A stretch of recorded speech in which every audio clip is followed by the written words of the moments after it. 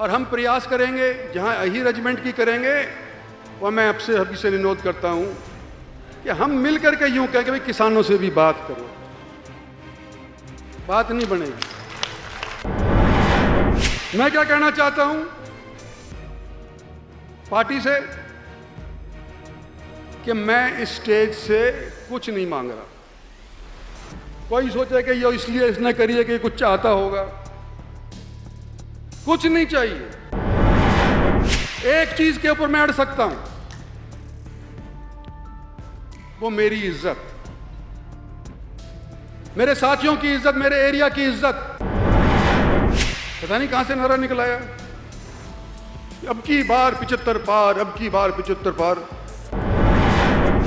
हरियाणा में 90 सीट हैं, हम 47 के ऊपर ही क्यों सीमित रह गए? हम भी गफलत में मारे गए कि भाई 75 तो क्या ही 80 पहुंच जाएंगे,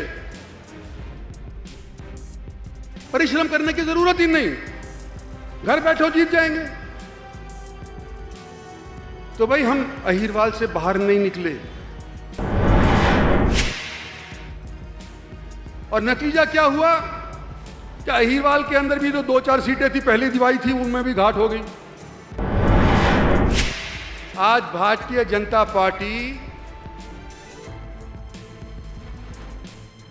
और उनके नेता थोड़े से क्षेत्र के अंदर ही सिमट करके रह गए।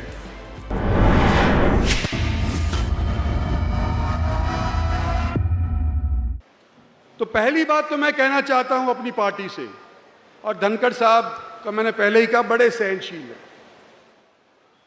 मैंने देखा है, ऐसे सहनशील नेता नहीं होते तो वो पार्टी नहीं चला सकते। हरियाणा है, ये ऐसा वैसा प्रांत नहीं है। हरियाणा के अंदर भी धाकड़ लोग रहते हैं, कई जगह के अंदर रहते हैं, अपने आप को 30 मार का समझते हैं, और उनकी सुनी नहीं जाएगी तो आपे से बाहर भी हो जाते हैं। तो धनखड़ साहब सहनशील है बहुत, उनका मैं शुक्रिया अदा करूँ। मैंने देखा है छोटी मोटी पार्टी की मीटिंग जो होती है, कोर ग्रुप वगैरह बोलते हैं, उसके अंदर होती है, देखता हूँ कि बाद में मेरे को गलत ना समझा जाए। मैं स्टेज से एक बात ये पहले पार्टी को कहना चाहता हूं कि मैं भारतीय जनता पार्टी का एमपी हूं, मैं नरेंद्र भाई मोदी की सरकार का वजीर हूं, और अब तक मेरा इतिहास है कि जिस पार्टी में मैं रहता हूं, जिस थाली में मैं खाता हूं, उस थाली के अंदर मैं छेद नहीं करता। ये पहले ही स्पष्ट हो जानी चाहिए बात, कि लोग कहें कुछ कोई बात के अंदर। और दूसरी बात मैं यूं कहना चाहता हूं पार्टी को, और धनखड़ साहब को तो क्या मैं कहूं, ये तो मेरे साथी हैं। आपके बीच के अंदर कुछ संघ वाले भी बैठे होंगे, आपको पता नहीं, हो सकता है आपका पड़ोसी हो, जो रिपोर्ट करेंगे कि इसके ऊपर क्या हुआ। तो भाई मैं डबली सेफ होना चाहता हूं कि एक तरफ तो धनखड़ साहब कहें, एक तरफ से वो कहें, कहीं ऐसा ना हो बीच के अंदर मेरी बात बरगला दी जाए और खराब कर दी जाए। मैं क्या कहना चाहता हूं पार्टी से कि मैं इस स्टेज से कुछ नहीं मांग रहा। कोई सोचे कि ये इसलिए इसने करी है कि कुछ चाहता होगा, कुछ नहीं चाहिए। सिर्फ शहीदों को नमन करने के लिए आज के दिन स्टेज के ऊपर आया हूं। पार्टी से मुझे आज के दिन बहुत मिल रहा है, मुझे पार्टी से और कुछ नहीं चाहिए। एक चीज के ऊपर मैं अड़ सकता हूं, वो मेरी इज्जत, मेरे साथियों की इज्जत, मेरे एरिया की इज्जत। ये नेगोशिएबल नहीं है। और राजनीतिक तौर के ऊपर अगर देखो, सन 14 के अंदर नरेंद्र भाई मोदी प्राइम मिनिस्टर बने, पहली बार अपनी मेजॉरिटी हरियाणा के अंदर भारतीय जनता पार्टी लेकर के आई अपने बलबूते को। हरियाणा में 90 सीट हैं, हम 47 के ऊपर ही क्यों सीमित रह गए?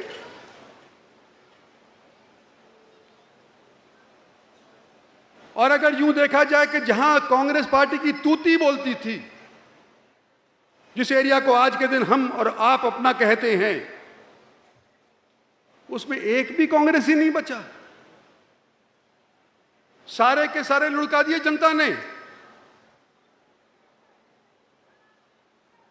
और भारतीय जनता के एमएलएस को वहां पर स्थापित कर दिया। तो ये हमारा आपका मिलमा क्षेत्र है, जिसके सहयोग से और नरेंद्र भाई मोदी के आशीर्वाद से पहली बार सन 14 के अंदर ये सरकार हरियाणा के अंदर बीजेपी की बनी। और दूसरी बार पता नहीं कहां से नारा निकल आया, अब की बार 75 पार, अब की बार 75 पार। हम भी गफलत में मारे गए कि भाई 75 तो क्या ही 80 पहुंच जाएंगे, परिश्रम करने की जरूरत ही नहीं, घर बैठो जीत जाएंगे। तो भाई हम अहीरवाल से बाहर नहीं निकले। और नतीजा क्या हुआ कि अहीरवाल के अंदर भी जो 2-4 सीटें थी पहले दिवाई थी, उनमें भी घाट हो गई। रेवाड़ी जैसी सीट जो हम जीत सके थे, भाई जयचंदो ने हरा दी, हमारी पार्टी के लोग थे, उनको इनाम भी मिल गया।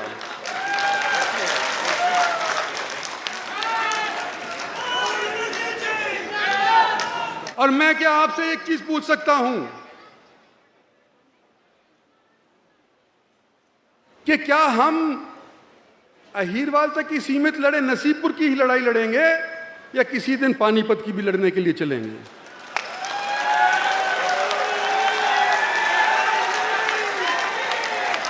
जो कहानी हम सोचे थे तो हुई नहीं, जो कह रहे थे करेंगे उनसे हुआ नहीं, तो हम उनका योगदान करने के लिए बाहर हरियाणा से निकल के चलें कि नहीं चलें?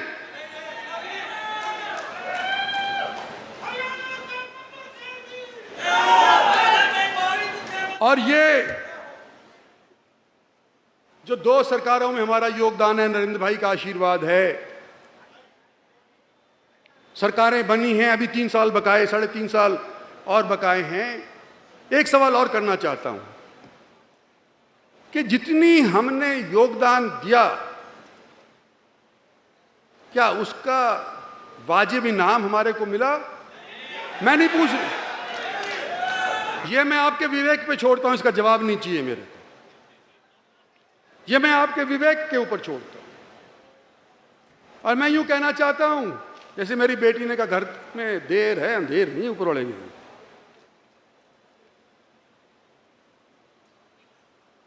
दूसरे, आज भारतीय जनता पार्टी और उनके नेता थोड़े से क्षेत्र के अंदर ही सिमट करके रह गए, हमारे वाला क्षेत्र के अंदर। और हम प्रयास करेंगे, जहां अहीर रेजिमेंट की करेंगे, वह मैं आपसे अभी से निवेदन करता हूं कि हम मिलकर के यूं कहें कि भाई किसानों से भी बात करो। बात नहीं बनेगी, करनी चाहिए।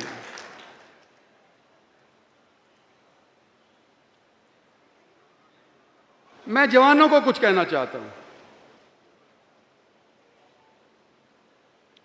भाई अपना इतिहास पढ़ो, समझो। आपकी अभी नई नई बुद्धि है, पूरी तरह से मैच्योर नहीं हुई है। क्या पता क्या निर्णय ले बैठो, उल्टा सीधा। लेकिन निर्णय लेने से पहले अपना इतिहास जरूर पढ़ो। ये मैं अपने नौजवान साथियों को कहना चाहता हूं, फिर ही जब ही आप सही फैसला ले पाओगे। मैं अपने भाइयों से भी कुछ कहना चाहता हूं, सगे भाइयों से इतना ही कहना चाहता हूं कि तुम भी सोचो, समय बदल रहा है, सोचो। और मैं अपने साथियों से कहना चाहता हूं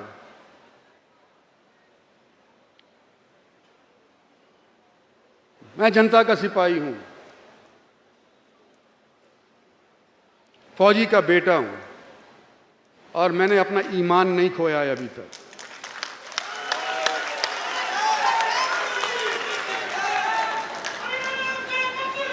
पिछले दिनों के अंदर अहीर कॉलेज हमारा मेरे बाप ने चलाया, मेरे दादा ने चलाया, उसका विवाद छिड़ गया। 90 साल की लीज खत्म होने जा रही थी तो कुछ जमीन मालिकों से हमने खरीदी थी, उस पर विवाद छिड़ गया कि भाई सोसाइटी के नाम इंद्रजीत सिंह ने जमीन खरीद ली है और 30 साल के बाद ये बेच करके मुनाफा खाएगा। मैं 30 साल जीऊंगा?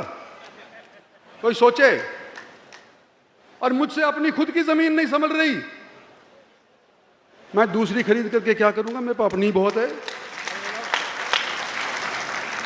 और मैं आपको यूं कहना चाहता हूं कि प्रताप सिंह कैरों की निगाहें इस अहीर कॉलेज के ऊपर रही थी, मेरे बाप ने रोका। चौधरी बंसीलाल की निगाहें इस कॉलेज के ऊपर रही थी, मेरे बाप ने रोका। हमारी पार्टी के कुछ नेता थे, उनकी निगाहें इसके ऊपर थी कि ये इसका सरकारीकरण हो जाए। गवर्नर को जाकर के चिट्ठी दिए थे, किसी ने उसको पार्टी से नहीं निकाला, मैंने रोका। और जो मैं रोकता आया हूं या मेरा बाप रोकता है, जिस संस्था को अहीर कॉलेज कहते हैं, कि उसको लिए जमीन मैं बेचने के लिए खरीदूंगा? अपनी बेच लूंगा, मेरे तो 2 पीढ़ी आगे तक चल जाएगा काम। आपको विश्वास दिलाता हूं स्टेज के ऊपर से और सामने वाले ऊपर वाले की मौजूदगी के अंदर, शहीदों की रूह के सामने, कि इसके अंदर रत्ती भर का भी करप्शन नहीं हुआ है।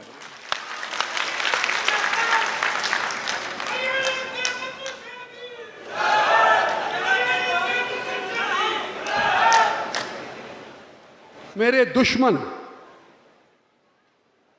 के बारे में भी कुछ कहना चाहता हूं। अगर अपनी जिंदगी में कोई दुश्मन ही नहीं बना पाया तो क्या आदमी।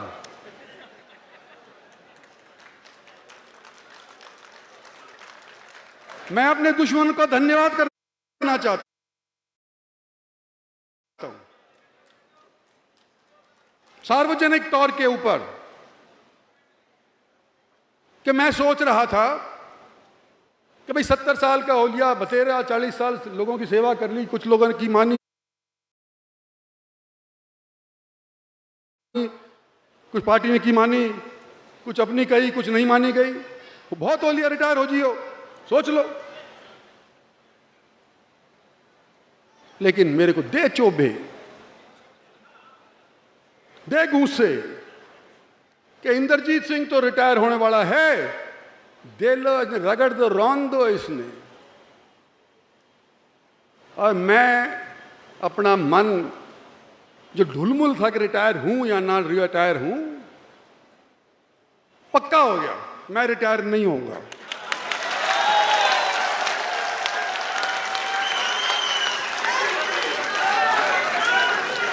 आखिर क्यों? आखिर मैं रिटायर क्यों हूं? सेहत से दुरुस्त हूं, ना मेरे को कोई मेंटल प्रॉब्लम है, ना मेरे को ब्लड प्रेशर है, ना मेरे को मिर्गी आती है। और 50 साल के से किसी से दौड़वा करके देख लो, बराबर की दौड़ में पार नहीं जाऊं तो गलत कह रहा हूं? तो मैं रिटायर क्यों हूं? और एक सलाह भी देता हूं अपने दुश्मनों को कि मैं औरतों के खिलाफ, अपाहिजों के खिलाफ, मरीजों के खिलाफ नहीं लड़ता। कृपया आप लोग अपनी सेहत का ध्यान रखना, मौका फिर से मिलेगा मेरे साथ में लड़ने का। 3 साल बचे हैं अभी इलेक्शन के अंदर, विधानसभा के 3.5 साल बचे हैं। सेहत का ध्यान उनको रखना चाहिए, जब भी तो मजा आएगा अगर कोई लड़ाई होएगी तो। और अगर आप हरा देते हैं तो बेशक तांडव कर लेना, लेकिन आज थोड़ी जल्दबाजी है, आज तांडव करने का समय नहीं है। और मैं खत्म करना चाहता हूं एक शेर से।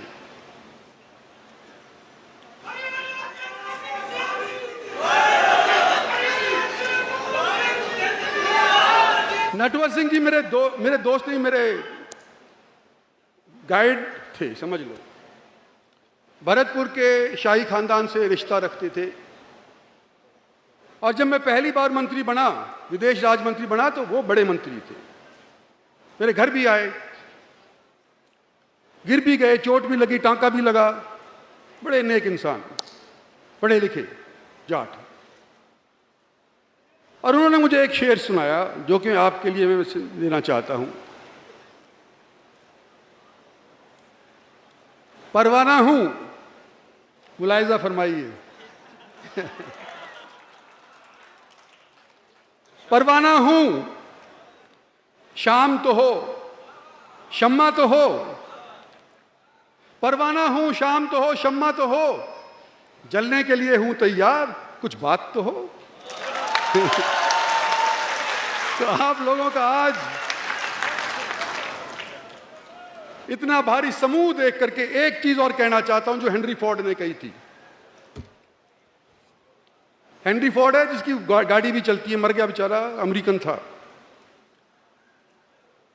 उन्होंने कहा था कि जब लोग इकट्ठे होते हैं तो वो शुरुआत होती है। वो शुरुआत आज आपने कर दी। इतने ज्यादा तादाद के अंदर इकट्ठे हो गए कि आधे से ज्यादा तो वहां मोड़ से ही उल्टे हो गए कि भाई कौन पैदल चलेगा 5-6 किलोमीटर। मोड़ से ही वापस हो गए, गाड़ियों में बैठ के हमने देखे। तो वो कहते हैं कि जब लोग इकट्ठे होते हैं तो शुरुआत होती है। जब लोग इकट्ठे रहते हैं तो तरक्की होती है, प्रोग्रेस। और जब लोग इकट्ठे काम करते हैं तो कामयाबी होती है। तो मैं आज आपसे यह कहना चाहता हूं कि पहली पौड़ी तो आपने आज के दिन साध ली, भाई इकट्ठे रहो और इकट्ठे काम करो। आने वाला समय आपका और हमका सभी का होगा। धन्यवाद और जय हिंद।